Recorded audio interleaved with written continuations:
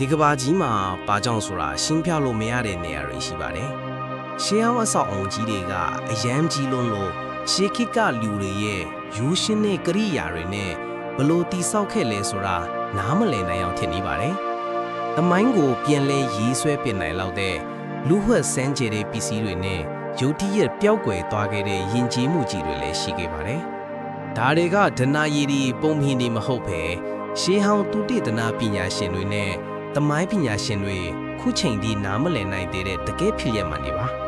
ဒီအရာတွေကိုဘသူတွေတိဆောက်ခဲ့တာလဲဘလို့လွတ်ခဲ့တာလဲအရေးကြီးဆုံးကတော့ကျွန်တော်တို့မသိသေးတဲ့ဘယ်လွတ်ဖွဲ့ချက်တွေဒီကဘာမှာကြာနေသေးလဲဒီနေ့မှာတော့ခင်မီတဲ့ grain တွေတောင်မနိုင်နိုင်တဲ့ကြောက်တုံးကြီးတွေကနေ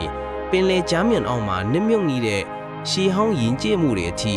သမိုင်းကိုမယုံနိုင်ရှားဖြစ်အောင်ဖန်တီးခဲ့တဲ့အကြီးမားဆုံးသောနက်နယ်မှုအချို့ကိုကျွန်တော်တို့နဲ့အတူလေ့လာသွားကြပါမယ်။လက်ဘနွန်နိုင်ငံမှာရှိတဲ့ဘောင်ဘက်ဟာတကယ်ကိုရှင်းပြလို့မရတဲ့နေရာတစ်ခုပါပဲ။ဒီရှေးဟောင်းနေရာဟာကြီးမားထည်ဝါတဲ့ရောမဖျားเจ้าတွေကြောင့်နာမည်ကြီးပါတယ်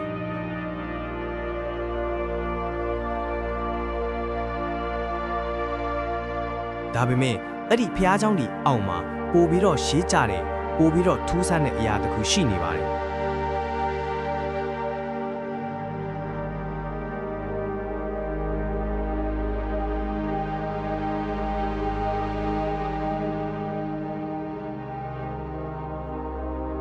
ဒါတွေကတော့ဘောင်ဘက်ကြောက်တုံးကြီးများလို့ခေါ်တဲ့မယုံနိုင်စရာကြီးမားတဲ့ကြောက်တုံးတွေပဲဖြစ်ပါတယ်။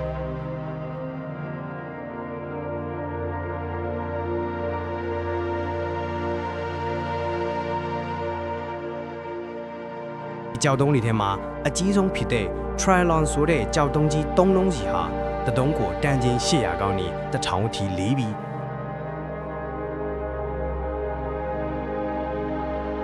အပေါ်ကနေစုပုံတင်ထားတာမျိုးမဟုတ်ပဲတတုံးချင်းစီတီတီချာချာထွင်းထူပြီး7မီတာအမြင့်မှာအတိအကျတင်ထားတာကိုတွေ့ရပါတယ်။ဒါပေမဲ့တကယ်နဲ့နယ်မှုကတော့ကြောက်သားကိုဝင်ဆောင်လို့ခေါ်တဲ့အဲ့ဒီထက်ကောင်ပိုးပြီးကြီးရဲ့တန်ချိန်1200လောက်လေးလေကြောက်တုံးကြီးပဲထက်ပါတယ်။ဒီကြောက်တုံးကြီးကကြောက်မိုင်းထဲမှာပဲပြစ်ထားခဲ့ပြီးဘလို့တဲယူရွှေပြောင်းမလဲဆိုတာဘယ်သူမှမသိနိုင်ခဲ့ပါဘူး။ဒီကြောက်တုံးကြီးတွေကိုဘလို့တဲယူပြီးနေရာချခဲ့တယ်လဲဆိုတာနဲ့ပတ်သက်ပြီး theory အမျိုးမျိုးရှိပါတယ်။အများစုကတော့ယောမတွေဟာတာဝန်ရှိတယ်လို့ယုံကြည်ကြပါတယ်။ဒါပေမဲ့ယောမတွေရဲ့အစင်းမြင့်ဆုံးတီးဆောက်မှုတွေတောင်ဒီလောက်ကြီးတဲ့ကြောက်တုံးတွေကိုမရွှေ့နိုင်ခဲ့ပါဘူး။ဒါကြောင့်ဘောင်ဘက်ဟာယောမခစ်တဲ့ပိုပြီးရှေ့ကြတယ်လို့တချို့ကယူဆပါတယ်။ဒါဆိုရင်ဒီကြောက်တုံးကြီးတွေကိုဘသူတွေကရွှေ့ခဲ့တာလဲဘလူနီးပညာနဲ့လုပ်ခဲ့တာလဲဆိုတာတမိုင်းရဲ့ကြီးမားဆုံးအင်ဂျင်နီယာပညာရဲ့ဆိုင်ရာပဟေလိကတစ်ခုပါပဲ